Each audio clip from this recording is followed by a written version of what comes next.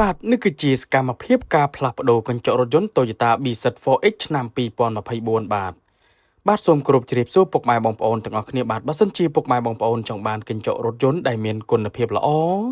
និងជាងដែលមានជំនាញច្បាស់លាស់ផ្នែកកញ្ចក់រថយន្តដែលគាត់មានជំនាញនិងបទពិសោធន៍យូរឆ្នាំខាងកញ្ចក់រថយន្តសូមកុំភ្លេចខាងកុសលសុខមានបាទខាងយើងខ្ញុំគឺមានលក់កញ្ចក់រថយន្តគ្រប់ម៉ាកគ្រប់ស៊េរីហើយក៏មានសេវាកម្មទៅផ្លាស់ប្ដូរកញ្ចក់រថយន្តជូនពុកម៉ែបងប្អូនដល់ទីតាំងផងដែរបាទ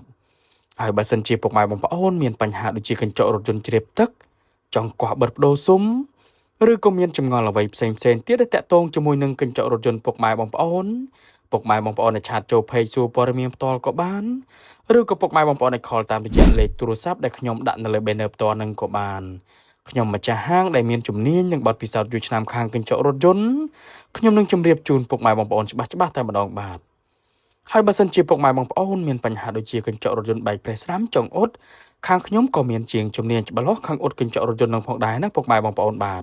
ពុកម៉ែបងប្អូនមកដល់ទីតាំងហាងផ្ទាល់ក៏បានឬក៏ពុកម៉ែបងប្អូនអត់មានពេលទេឲ្យជាងទៅអ៊ុតកញ្ចក់រថយន្តឬក៏ទៅផ្លាស់ប្ដូរកញ្ចក់រថយន្តជូនពុកម៉ែបងប្អូនដល់ទីតាំងក៏បានបាទខាងយើងខ្ញុំនឹងគឺមានសេវាកម្មដល់ទីកន្លែងផងដែរណាពុកម៉ែបងប្អូនបាទសម្រាប់ការផ្លាស់ប្ដូរកញ្ចក់រថយន្តវិញគឺអត់យូរទេពុកម៉ែបងប្អូនមកយូរបំផុតគឺ1ម៉ោងបាទប្ដូរភ្លាមរៀបចំឲ្យភ្លាមពុកម៉ែបងប្អូនជិះបានធម្មតាភ្លាមតែម្ដងបាទឥឡូវនឹងការផ្លាស់ប្ដូរកញ្ចក់រថយន្ត Toyota BZ4X ឆ្នាំ2024នេះគឺបានរួចរាល់បាទអរគុណច្រើនសម្រាប់ពុកម៉ែបងប្អូនដែលទស្សនាវីដេអូនេះ